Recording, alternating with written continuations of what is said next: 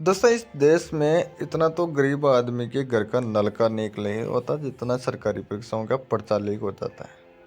UP से लेके उत्तराखंड और बिहार से लेके राजस्थान तक हमने भर्ती परीक्षाओं के नाम को लेकर देश के युवाओं का मजाक बनाकर रख दिया है। गरीब और मिडिल क्लास घरों के लड़के अपने और अपने परिवार की ज़िंदगी संवारने के लिए साल भर तैयारी करते हैं।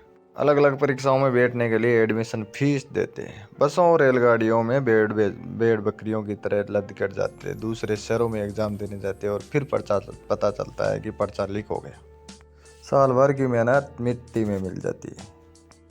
तकदीर संवारने के सारे अरमान पेपर लीक के लीकेज से होते हैं, फिर से बदनसीबी के गंदे नाले में बह जाते हैं। सालों से ऐसा चला आ रहा है, मगर हालात थमने का नाम नहीं ले रहे।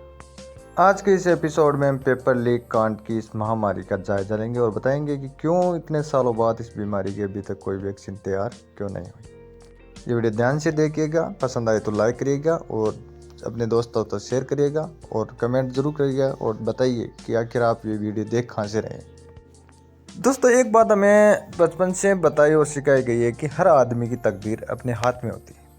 आप मेहनत करो, कुछ भी पा जाओगे। मगर देश के यूथ का इस बात से भरोसा तक उठ गया है। वो किसी नौकरी को पाने के लिए जी जान से मेहनत करता है, अपने जवानी के कई साल उसमें खपा देता है और फिर महसूस करता है कि उसे तो उसकी टैलेंट दिखाने का मौका ही नहीं मिला। वो परीक्षा की तैयारी करता है और फिर ये बार बार ये परीक्षाएं रद्द हो जाती है।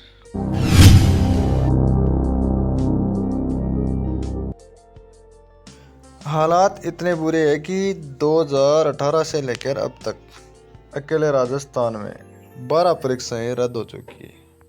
अकेले उत्तराखंड में पटवारी से लेकर लेखपाल, सहायक समीक्षा अधिकारी, पोस्टमैन, छात्रावास अधीक्षक, ग्राम विकास अधिकारी के पेपर रद्द हुए हैं। और वही पिछले साल बिहार में बिहार लोक सेवा आयोग का पेपर लीक हो गया। इसमें 6 लाख से अधिक बच्चे परीक्षा में बैठने वाले थे।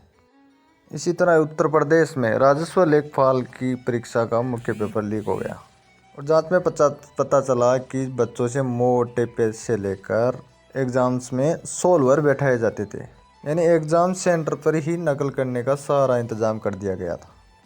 इसी तरह यूपी में यूपी टेट का पेपर वायरल हुआ। राजस्थान में पुलिस कांस्टेबल की परीक्षा का पेपर वायरल हो गया और वहीं दो में रीट परीक्षा को लेकर पूरे देश में बवाल मच गया और इस मामले में बोर्ड के चेयरमैन को सस्पेंड भी कर दिया गया था। शर्म की बात तो यह है कि इस मामले में एक आरएएस, आरपीएस और शिक्षा विभाग के 13 लोगों के अलावा 2 पुलिस वाले भी शामिल थे। मतलब पूरी की पूरी स्टेट मशीनरी मिलकर इस पेपर को लीक करवाने में शामिल थे। अब तक आपको मैंने जो भी मामले गिनवाए हैं, ये पिछले कुछ 1-2 सालों के ही हैं और उनमें से कुछ का ही मैंने जिक्र किया है अभी तक तो। और इससे आप खुद भी अंदाज़ा लगा सकते हैं कि किस सिस्टमेटिक तरीके से देश के युवा को लूटा जा रहा है और दिन दहाड़े उसके हक पर डाका डाला जा रहा है। तो दोस्तों, ये जो नकल का ये सारा मामला होता है ना, ये एक वेल प्लान तरीके से होता है, वरना आप खुद ही बताइए कि पेपर लीक कैसे हो सकता है। मगर इस सवाल का जवाब हर कोई जानना चाहता है कि पेपर लीक कौन करता है। तो दोस्तों, पेपर सेट करते वक्त कुछ सीनियर्स लोग होते हैं और जिस बोर्ड का ये पेपर होता है उसका चेयरमैन भी वही होता है। जिस जगह पर ये पेपर डिस्कस होता है वहाँ किसी भी प्रकार का इंटरनेट कनेक्शन नहीं होता और वहाँ किसी भी प्रकार की मोबाइल या रिकॉर्डर ले जाने की छूट नहीं होती। और पेपर के सवाल भी कंप्यूटर के बजाय हाथ से लिखे जाते हैं पहले और फिर इसके बाद उसको एग्ज़ाम से जुड़े सॉफ्टवेयर पर अपडेट किया जाता है। और जिस कंप्यूटर में अपडेटेशन होता है वो किसी भी तरह से इंटरनेट से नहीं जुड़ा हुआ होता है और न ही उस कंप्यूटर में कोई पेन ड्राइव, यूपीएस, जीपीएस कुछ भी नहीं लग सकता। मतलब इस सिस्टम में ऑनलाइन हैकिंग का तो कोई फंडा ही नहीं है, मगर फिर भी पेपर लीक हो जाता है। इसलिए पहली गुंजाइश तो यही बनती है कि जिन लोगों पर पेपर सेट करने की जिम्मेदारी होती है उन्हीं की तरफ से पेपर आउट किया जाता है। पेपर लीक करने का काम उन्हीं की तरफ से किया गया है। दूसरा तरीका ये होता है कि जिस प्रिंटिंग प्रेस से ये पेपर छपते हैं वहाँ से ये पेपर लीक हो जाए। अब तक सभी सरकारी परीक्षाओं के पेपर सरकारी प्रिंटिंग प्रेस से ही छपते थे, तो ऐसा होने की गुंजाइश बिल्कुल ही कम थी। मगर जब से ये पेपर प्राइवेट प्रेस में छपने लगे हैं वहाँ से उनके लीक होने के चांसेस भी बढ़ गए हैं। इसके अलावा जो एजेंसी होती है जो एग्ज़ाम को कंडक्ट करवाती है, वहाँ से भी पेपर लीक हो जाते हैं। और उन एजेंसीज में जो काम करने वाले पुराने बाबू है वो बाबू भी पेपर को लीक करवा सकते हैं। और इसके अलावा लास्ट एंड चौथी जगह होती है, वो होती है एग्जामिनेशन सेंटर। वहाँ से भी पेपर लीक होने का 100% चांस रहता है। अगेन मैं किसी सेंटर का नाम नहीं ले रहा हूँ यहाँ पर, लेकिन जहाँ भी पेपर लीक हुआ है वो एग्जामिनेशन सेंटर से ही होता है। और सबको पता है कि एग्जामिनेशन सेंटर पर पेपर पहुँचने के बाद लीक करवाना, नकल करवाना कितना आसान हो जाता है।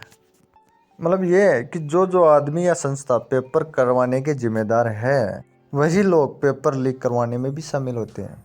ये लोग पैसे के लालच में भी ऐसा करते हैं, और कई बार पॉलिटिकल से और उकसावे में भी ऐसा कर देते हैं। मगर ये एक बड़ा सवाल हर कोई के मन में ऐसे भी रहता है कि आखिर पेपर लीक कैसे होता है। मगर एक सबसे बड़ा सवाल सबके मन में ये भी रहता है कि आखिर कैसे लीक होता है पेपर। कुछ ताकतवर लोग परीक्षा के नाम पर लड़कों से 25 से 50 लाख तक रुपए ऐंठते और पर्चे को लीक करवाते थे।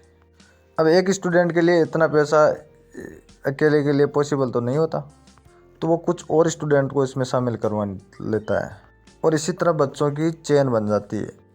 तो कई बार तो ये हो जाता है कि पेपर आने से पहले एग्ज़ाम पर्चा 500-500 रुपये में बिकने लग जाता है, और कई बार तो व्हाट्सएप तक आ जाता है, और फिर हंगामा खड़ा होता है और पेपर को रद्द करना पड़ता है।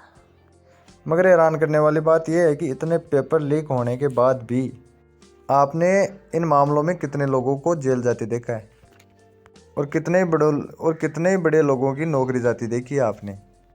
नहीं ना, लगभग न के बराबर है। वो इसलिए क्योंकि ये खेल बड़े ही वेल प्लान्ड तरीके से खेला जाता है। पेपर लीक करवाते वक्त ही एक ऐसा आदमी तैयार कर लिया जाता है जो पोल खुलने पर आगे आकर लीक की जिम्मेदारी ले लेता है, और इसके बदले उसके परिवार को और उसको एक बड़ी रकम भी दे दी जाती है। और ये सब कुछ बिना पॉलिटिकल बैकिंग के हो ही नहीं सकता, और इसलिए पुलिस वाले भी दबाव में रहते हैं।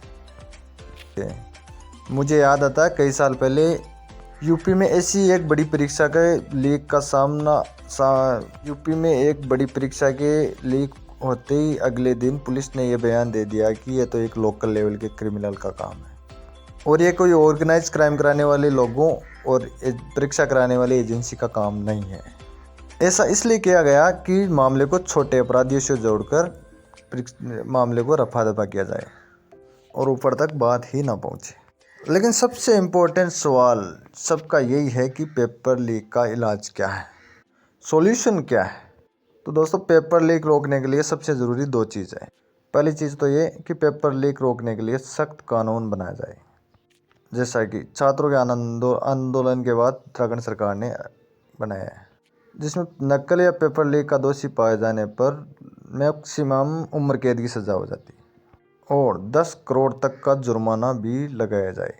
इसी तरह बाकी राज्य भी अगर पेपर लीक को लेकर गंभीर है, तो वो भी इसको लेकर सख्त कानून बनाए, सख्त कार्रवाई की जाए।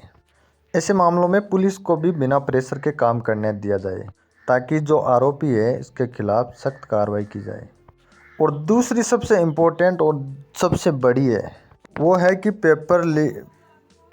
कि पेपर करवाने से जुड़े लोगों की खुद की इंटीग्रिटी, फिर चाहे वो पेपर सेट करने वाला पैनल हो, पेपर करवाने वाली एजेंसी या परीक्षा केंद्र में बैठे हैं लोग। जब तक ये लोग अपनी रेस्पॉन्सिबिलिटी नहीं समझेंगे, इस बात का एहसास नहीं करेंगे कि पेपर लीक या नकल करवा के वो न जाने लोगों का भरोसा तोड़ रहे हैं, तब तक कुछ नहीं बदलने वाला। उन्हें समझना होगा कि पेपर लीक करवाना, नकल करवाना कोई पर्सनल भ्रष्टाचार नहीं है, बल्कि करोड़ों युवाओं के सपनों का कत्ल करना है। उन यंगस्टर के अरमानों पर डाका डालना है जो परीक्षा में बैठने से पहले न जाने कितने सपने देखते हैं। उन सपनों को पूरा करने के लिए न जाने कितने घंटे खपाते हैं, अपना शरीर न जाने कितना जलाते हैं, अपनी मेहनत से अपने माँ बाप के दिन बदलने की उम्मीद करते हैं। और जब ऐसे बच्चे परीक्षा में नहीं बैठ पाते तो सोचिए उन पर और उनके परिवार पर क्या बीतती होगी। हो सकता है पेपर लीक करवाकर 5-10 लोग करोड़पति हो जाए, लेकिन इससे लाखों नौजवानों की ख्वाहिशों का कत्ल हो जाता है। ऐसा करके हम उसके सपनों को सूली पर चढ़ा देते हैं। नकल करने वालों की ख्वाहिश है कि इन पैसों से एक और महंगी गाड़ी खरीद लेंगे, मनाली या गोवा में एक नया बंगला बना लेंगे। मगर एक नौजवान, एक यंगस्टर, एक स्टूडेंट ये चाहता है कि वो अपनी नौकरी की कमाई से अपने माँ की मजदूरी छुड़वा दे और बापू का साथ दे सके। नौकरी लगकर मैं अपने माँ बाप की चिंता दूर कर दूंगा। लेकिन भैया, पेपर लीक करवाने वाले का लालच करोड़ों का है, लेकिन नौकरी की तैयारी कर रहा वो स्टूडेंट, वो यंगस्टर, उसकी चाहत तो बस चंद हजारों की। वो चंद हजार जिससे वो परिवार के लाखों दुख दूर कर सकता है। किसी इंसान से उसकी मेहनत का हक छीनना दुनिया का सबसे बड़ा कत्ल है, और नकल करवाकर हम अपने युवाओं के साथ ऐसा ही गुनाह कर रहे हैं। तो वीडियो अच्छा लगे तो अपने दोस्तों तक ज़रूर शेयर करिएगा और बताइएगा कि इस वीडियो में आप किस प्रकार सहमत है। धन्यवाद।